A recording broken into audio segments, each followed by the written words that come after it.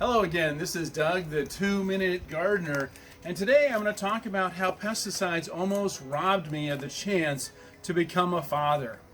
Now, as you saw in an earlier video, we bought this house about 24 years ago, right on a cul-de-sac because we wanted to have kids. It was a great place to raise a family. It was also a great house to build an amazing rose garden. I loved entering roses and other flowers in competition and winning lots of trophies for that. So I set about ripping out the various shrubs and trees and installing over 100 roses in containers everywhere to really build a beautiful garden. And when it came time to win those trophies and ribbons, I was very successful with my garden. But when it came time to actually having kids, we were failing. So we set about trying to have a family. We realized that there was no way we're going to have it the old-fashioned way. We had to go the route of in vitro fertilization. A very painful process, but it was needed to try and make our dreams come true of having children. So we did that. My wife got pregnant. Unfortunately, she miscarried that first baby. We did it again. My wife got pregnant again. This time, she carried the baby almost to term, had a partial miscarriage, but the doctors were able to save the pregnancy and get it through one more month. Then she gave birth to our son Noah, who was born 5 weeks premature, weighing about 4.5 pounds. But the doctors were able to save his life and get him through that first delicate month of living for a premature baby. And now, 22 years later, he's the one holding this camera. It was a glorious moment. But we still wanted one more child. And so we went the route of in vitro fertilization again, despite the fact that insurance had cut us off. It was going to cost us $15,000, but we really wanted another child. We did it.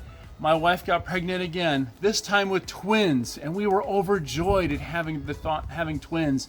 And we loved watching their little hearts beat on the ultrasound week after week. But tragically, on January 28, 2001, she miscarried those. That was the worst day of my life, having to console my beloved Lisa on the couch, having lost yet another pregnancy.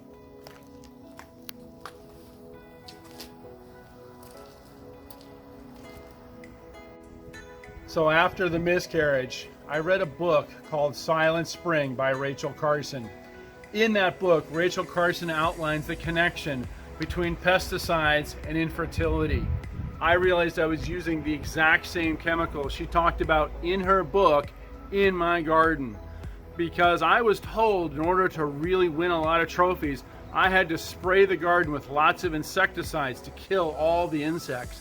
To win a lot of trophies, I had to spray my roses with lots of fungicides to kill all the fungus so I could win a lot of trophies.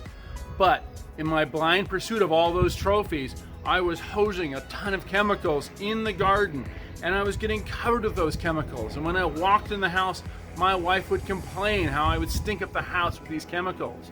After I read Rachel Carson's book, I realized that I was one of the causes of our infertility, and it broke my heart again.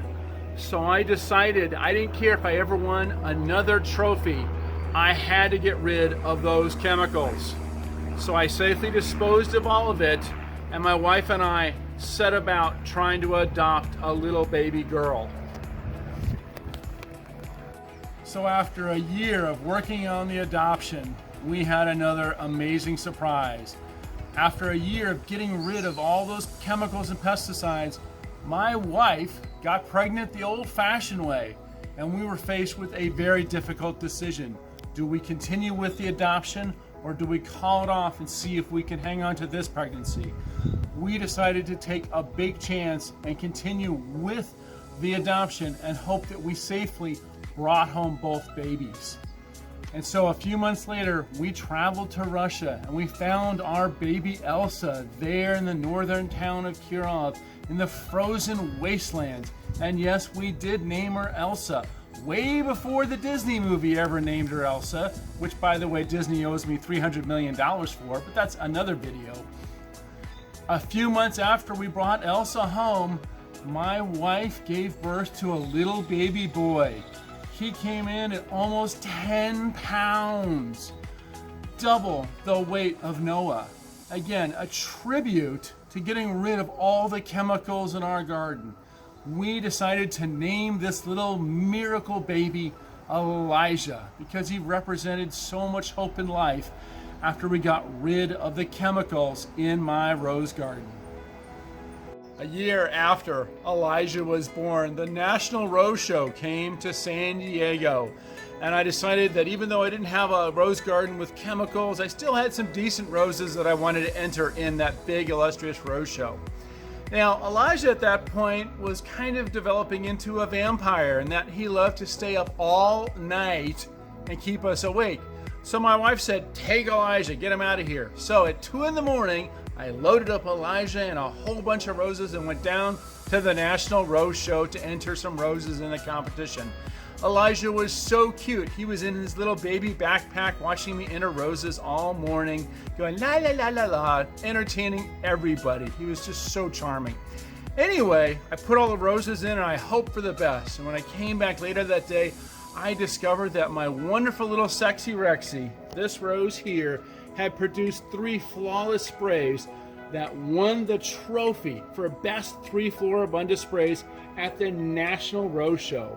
A rose that was grown without chemicals, without pesticides, without anything, and I still managed to win a trophy at the National Show. And as you can see by the rest of my garden, grown without any pesticides for 19 years, it really is a wonderful way to garden. You don't need those chemicals. By the way, that little boy Elijah who is in the at the Rose Show entertaining everybody, here he is now. Giant 6-foot-tall teenager about to learn to drive. So once again, don't use those pesticides, insecticides, fungicides. You don't need it to have a beautiful garden. In the weeks ahead, I will show you how to grow roses like this without any kind of chemicals. Well, that's all the time we have for now. This is Doug, the 2-Minute Gardener, saying if you like this video, make sure to smash the like button and don't forget to hit subscribe as well to get more of my garden videos. Thanks again for watching. This is Doug, the 2-Minute Gardener.